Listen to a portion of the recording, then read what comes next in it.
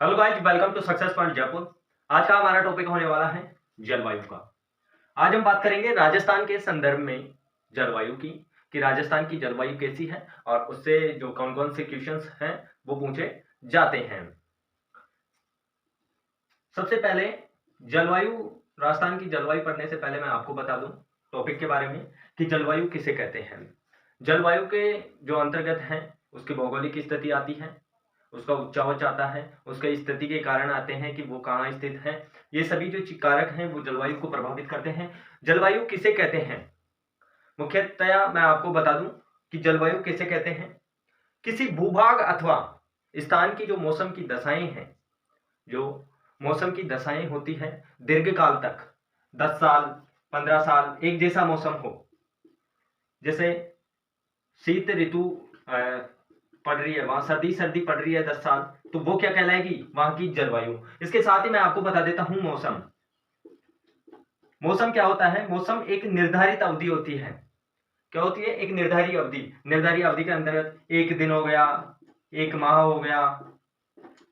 वो कैसे, जैसे एक माह में आप ले लो, जैसे दिसंबर में ज्यादा सर्दी थी, ये और जून में ज्यादा गर्मी थी, तो ये क्या हो गया, मौसम हो गया। आज ज्यादा गर्मी है, एक दिन में ज्यादा गर्मी थी, एक दिन में ज्यादा सर्दी थी, तो ये हो गया मौसम। और जलवायु क्या होती है कि उनके अंतर्गत जो है लंबा डिस्टेंस रहता है, एक लंबे समय से। जैसे जो अंटार्कटिका है महाद्वीप, वहां पर हमेशा बर्फबारी रहती है, तो उससे क्या है, वहां का जो जलवायु है वो कैसी है, शीत जलवायु है वहां की। तो इसी प्रकार उसे कहते हैं जलवायु। जो दीर्घकाल तक रहे उसे जलवायु कहेंगे, और जो एक छोटी अवधि के लिए रहे उसे हम मौसम कहेंगे। तो ये आपका क्लियर हो गया होगा कि जलवायु किसे कहते हैं और मौसम किसे कहते हैं, क्योंकि टॉपिक स्टार्ट करने से पहले मैं आपको ये बता देता हूं। टॉपिक स्टार्ट करने से पहले एक और इंपॉर्टेंट जो बात है वो आप नोट कर लीजिएगा भले से। देखो, पवन हमेशा, पवन हमेशा कैसे चलती है, उच्च वायुदाब से निम्न वायुदाब की ओर। वायुदाब की ओर चलती है। पवनें हमेशा कैसे, किस प्रकार चलती है, उच्च वायुदाब से निम्न वायु दाब की ओर। जो अपन राजस्थान की जलवायु पढ़ेंगे तो उसके अंतर्गत ये चीजें अपने काम आने वाली है। कौन कौन सी, की पवनें हमेशा सीधी चलती है उच्च वायुदाब से निम्न वायुदाब की ओर। अब उच्च वायुदाब क्या होता है, निम्न वायुदाब क्या होता है, कहां बनता है, वो मैं बता दूं। देखो, तापमान जो होता, तापमान यदि कम होगा, तापमान यदि कम होगा तो वहां होगा उच्च वायुदाब। क्या होगा, उच्च वायुदाब। और यदि तापमान ज्यादा है तो वहां होगा निम्न वायुदाब। वायुदाब, ये दो चीजें, ये दो बातें हैं वो आपको याद रखनी है कि पवनें हमेशा उच्च वायुदाब से निम्न वायुदाब की ओर चलती है। और जब तापमान कम होता है तो वहां उच्च वायुदाब बनता है, और तापमान ज्यादा होगा, उच्च होगा, तो वहां निम्न वायुदाब बनेगा। ये चीजें आपको याद रखनी है। अब बढ़ते हैं राजस्थान के जो संदर्भ में अपने जलवायु की विवेचना करेंगे वो किस प्रकार। देखिए, राजस्थान की भौगोलिक स्थिति क्या है। सबसे पहले राजस्थान की भौगोलिक स्थिति, क्योंकि जलवायु का जो महत्वपूर्ण कारण होता है वो क्या होता है, वो होती है उसकी भौगोलिक स्थिति, कि वो कहां पर बसा हुआ है। तो राजस्थान की जो भौगोलिक स्थिति है, भौगोलिक स्थिति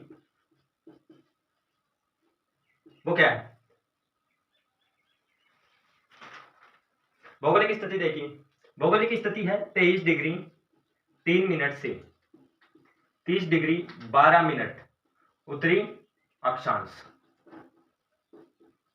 राजस्थान कहां स्थित है, 23 डिग्री 3 मिनट से, इसको डिग्री के बाद में इसे क्या बोलेंगे, मिनट। यदि आप ज्योग्राफी की मेरी क्लास लेते हो तो आपको पता होगा कि 23 डिग्री 3 मिनट से 30 डिग्री 12 मिनट उत्तरी अक्षांशों के मध्य है। उसी प्रकार 69 डिग्री 30 मिनट से 78 डिग्री 17 मिनट पूर्वी देशांतर, इनके मध्य है जो राजस्थान स्थित है। इनके मध्य 23 डिग्री 3 मिनट से 30 डिग्री 12 मिनट उत्तरी अक्षांश, और 69 डिग्री 30 मिनट से 78 डिग्री 17 मिनट पूर्वी देशांतर के मध्य राजस्थान स्थित है। यह हो गई राजस्थान की भौगोलिक स्थिति। आपको एक चीज और नोट कर लीजिए, जलवायु से ही संबंधित है। क्या है आपको पता है? परिभ्रमण क्या होता है? परिभ्रमण, यदि पता हो तो कमेंट बॉक्स में बताना। परिभ्रमण और परिक्रमण, ये दो वर्ड हैं, आप जानते हो? परिभ्रमण क्या होता है और कितने समय में पूरा होता है? परिक्रमण क्या होता है और कितने समय में पूरा होता है? देखो मैं आपको बता दूं, जो परिभ्रमण है, पृथ्वी अपने अक्ष पर घूमती है उसे हम कहते हैं परिभ्रमण। क्या कहेंगे? परिभ्रमण। और जो पृथ्वी सूर्य के चारों ओर घूमेगी उसे कहेंगे परिक्रमण। परिक्रमण का मतलब यहां पे पता होगा, परिक्रमा, जैसे अपन परिक्रमा देते हैं वैसे ही परिक्रमण हो गया। क्या? सूर्य के चारों ओर जब पृथ्वी घूमती है तो उसे कहते हैं हम परिक्रमण। अब देखो परिभ्रमण जो है वो कब पूर्ण होता है, कितने टाइम के बाद पूर्ण होता है, पृथ्वी अपने अक्ष पर कितने समय में घूमती है? तो वो देखो 23 हावर्स, 23 घंटे 56 मिनट 48 सेकंड, 23 घंटे 56 मिनट 48 सेकंड के अंतर्गत पृथ्वी अपने अक्ष पर घूर्णन करती है। अब बात करते हैं परिक्रमण। पृथ्वी जो है सूर्य के चारों ओर कितने समय में चक्कर लगाती है? तो वो है 365 दिन और 6 घंटों में।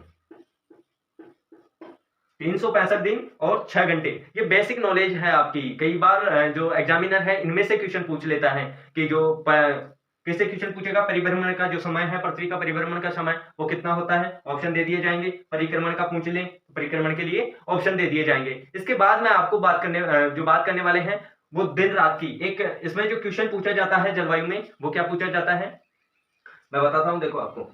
और यदि आपको चैनल पर नए हो तो चैनल को सब्सक्राइब कर दें और इस वीडियो को लाइक जरूर करें।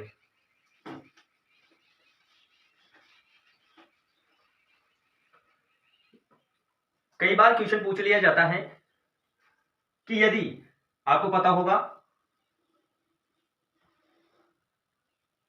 राजस्थान के बांसवाड़ा से होकर कौन सी रेखा गुजरती है? कर्क रेखा। कौन सी रेखा? कर्क रेखा। याद रखना, बांसवाड़ा से होकर कर्क रेखा गुजरती है। यदि आपको स्थान पूछ लिया जाए कि बांसवाड़ा के कौन से स्थान के मध्य से होकर गुजरती है, कौन से, बांसवाड़ा, कुशलगढ़। यदि डीपली पूछा जाए तो ये आपका करेक्ट होगा, कुशलगढ़, बांसवाड़ा में कुशलगढ़। क्वेश्चन कैसे पूछा जाता है मैं बताता हूं। देखो ये ग्लोब है, ये पृथ्वी है अपनी, यहां से होकर कौन सी रेखा गुजरती है? मिडिल से भूमध्य रेखा। भूमध्य रेखा, भूमध्य रेखा गुजरती है। यहां पर सूर्य लंबवत गिरता है। क्या करता है? सूर्य लंबवत गिरता है। तो कई बार पूछ लिया जाता है, क्या पूछा जाता है कि यदि मान लिया जाए राजस्थान की जो ये कर्क रेखा है ये भूमध्य रेखा होती तो राजस्थान की जलवायु कैसी होती? क्वेश्चन पूछ लिया गया कि यदि भूमध्य जो रेखा है वो राजस्थान की कर्क रेखा होती ही तो राजस्थान की जलवायु कैसी होती? तो सबसे पहले मैं आपको बता दूं कि भूमध्य जो रेखा के जो आसपास का क्षेत्र है वहां की जलवायु कैसी है। ये 5 डिग्री इधर, ये 5 डिग्री इधर, देखो कैसी जलवायु है मैं आपको बता रहा हूं। यहां पे क्या होता है कि सूर्य की किरणें सीधी लंबवत गिरती है। सीधी लंबवत गिरती है तो क्या होगा? तापमान अधिक। पहली बात तापमान, लिख लो बोले इसे, तापमान अधिक।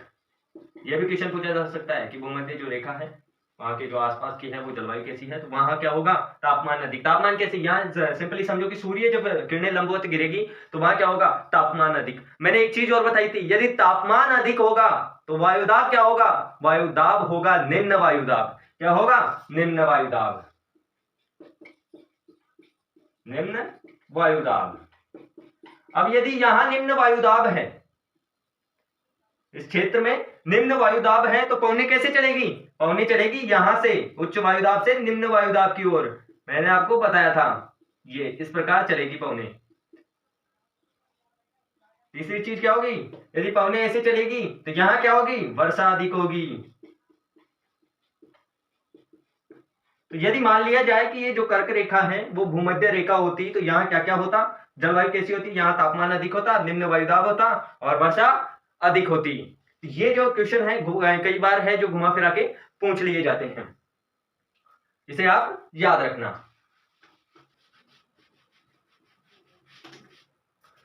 चलिए अपन बात करें कि कर्क रेखा पर, यह है कर्क रेखा जो राजस्थान के बांसवाड़ा से होकर गुजरती है। इस पर यदि सूर्य लंबवत गिरता है, सूर्य की किरणें क्या होती है, लंबवत गिरती है, तो यहाँ पर क्या होगा, कौन सी ऋतु होगी, ग्रीष्म ऋतु। आपसे पूछ लिया जाता है कि यदि जब कर्क रेखा पर सूर्य लंबवत चमकता है तो उस समय उत्तरी गोलार्ध में और दक्षिणी गोलार्ध में कौन कौन सी ऋतुएं होगी। तो मैं आपको बता दूं कब चमकता है सूर्य कर्क रेखा पर लंबवत, 21 जून को। जब कर्क रेखा पर चमकता है तो उत्तरी गोलार्ध में, उत्तरी गोलार्ध में क्या होता है, दिन बड़े और रात छोटी,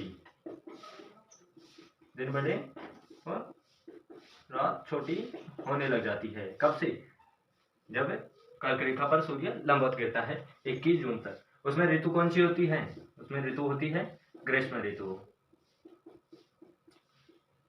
ये याद रखना, ग्रीष्म ऋतु। आईएएस लेवल तक इसमें से क्वेश्चन पूछे जाते हैं। मैं आपको बताऊंगा, क्वेश्चन भी बताऊंगा कि कौन कौन से क्वेश्चंस पहले पूछे जा चुके हैं राजस्थान की जलवायु से संबंधित है, एग्जाम्स में पूछ लिया जाता है। देखो, राजस्थान का सबसे गर्म स्थल कौन सा है, राजस्थान का सबसे गर्म स्थल कौन सा है, तो वो है फलोदी। कौन सा है, फलोदी, जो कहाँ है, जोधपुर में। कहाँ है, जोधपुर में। जो फलोदी है वो है जोधपुर में। इसके बाद आपको पूछ सकता है सबसे आर्द्र जिला, क्या पूछ सकता है, सबसे आर्द्र जिला कौन सा है। अब क्या बताओगे, सबसे आर्द्र जिला माउंट आबू। क्या होगा, सबसे आर्द्र जिला यदि पूछा जाए, या आर्द्र स्थल, आपको यहाँ कंफ्यूज होंगे आप, आर्द्र स्थल। देखो, आर्द्र जो जिला है वो है झालावाड़, आर्द्र जो जिला है वो है झालावाड़। यदि आर्द्र स्थल की बात करें, किसकी, आर्द्र स्थल की, तो वो है माउंट आबू, आबू। यदि आपसे पूछ लिया जाए कि सर्दियों में सबसे जो ठंडा जिला है वो कौन सा है, सर्दियों में सबसे ठंडा जिला, या पूछ लिया जाए कि सर्दियों में सबसे जो ठंडा जिला है वो कौन सा है, तो आपका आंसर क्या होगा, चुरू। क्या आंसर होगा आपका, चुरू। इसके बाद मैं आपको एक चीज और बता देता हूं जो कई बार एग्जाम में हमेशा ही से ही जो जलवायु से संबंधित क्वेश्चन आते हैं उनमें आती है कि जो वर्षा इंपॉर्टेंट है, वर्षा राजस्थान में वर्षा इंपॉर्टेंट है, तो वर्षा का जो है वो कहाँ से होती है, पूछ लिया जाए किन विक्षोभों से होती है जो वर्षा है वो, तो वर्षा जो होती है हमेशा होती है दक्षिण पश्चिम विक्षोभों से, मतलब अरब सागर व बंगाल की खाड़ी से, खाड़ी से जो आने वाली हवाएं हैं मानसूनी, उनसे क्या होता है, हमारे यहाँ राजस्थान में वर्षा होती है। अब आपसे पूछ लिया जाता है कि मावठ,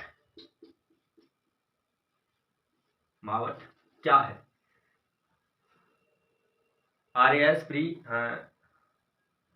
2000 में या 2001 के आसपास पूछा गया था कि जो मावठ में वर्षा होती है वो किन विक्षोभों से होती है या किन विक्षोभों से होती है, तो उसका उत्तर क्या होगा, उसका उत्तर होगा भूमध्य सागरीय विक्षोभों से।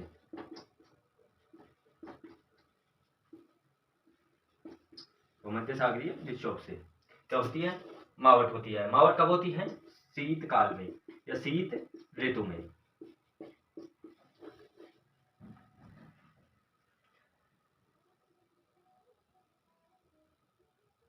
यदि आपसे पूछ लिया जाता है कि गर्मियों में सर्वाधिक तापांतर वाला जिला कौन सा है, तो गर्मियों में सर्वाधिक जो तापांतर वाला जिला है वो है जैसलमेर।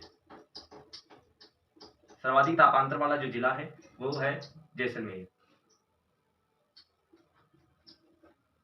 अब मैं कुछ इंपॉर्टेंट क्वेश्चंस आपको बताने वाला हूं जो पूछे गए हैं। देखो, दिन व रात की अवधि बराबर कब होती है। यदि आपसे क्वेश्चन पूछ लिया जाए कि दिन व रात जो है वो कब बराबर होते हैं, तो वो होते हैं दिन रात बराबर कब होते हैं, पूछ लिया जाता है आपसे कि दिन रात जो है वो कब बराबर होते हैं। वो होते हैं 21 मार्च और 23 सितंबर। 21 मार्च और 23 सितंबर को दिन रात जो है वो बराबर होते हैं। अब आपसे पूछ लिया जाए कि 21 मार्च को क्या कहते हैं और 23 सितंबर को क्या कहते हैं, तो आपको पता होना चाहिए मार्च के समय अपने यहाँ कौन सी ऋतु चलती है, वसंत ऋतु चलती है कि नहीं, वसंत ऋतु चलती है। और सितंबर के समय कौन सी ऋतु आ जाती है, शरद ऋतु। तो इसे क्या कहते हैं, 21 मार्च और 23 सितंबर को इसे कहते हैं बसंत विषुव।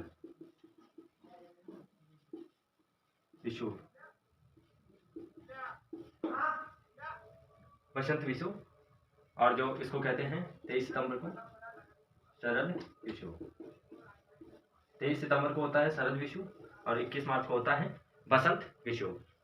अब आगे अपन बात करने वाले हैं कोपेन के द्वारा जो जलवायु वर्गीकरण किया गया, कोपेन के द्वारा जो जलवायु वर्गीकरण किया गया राजस्थान के संदर्भ में, उसकी हम डिटेल से बात करने वाले हैं। उन्होंने जलवायु का किस प्रकार वर्गीकरण किया, उन्होंने, मैं आपको बता दूं, मुख्यतः 4 भागों में उनको डिवाइड किया। वो कौन कौन से भाग हैं उन सभी का अपन डिटेल से जानेंगे और इसके जो इंपॉर्टेंट क्वेश्चन बन रहे हैं राजस्थान की जो जलवायु से संबंधित, उन सभी को भी अगले वीडियो में कवर करेंगे। तब तक के लिए thanks for watching the video और चैनल पर नए हो तो चैनल को सब्सक्राइब कर दे और वीडियो को लाइक कर दे।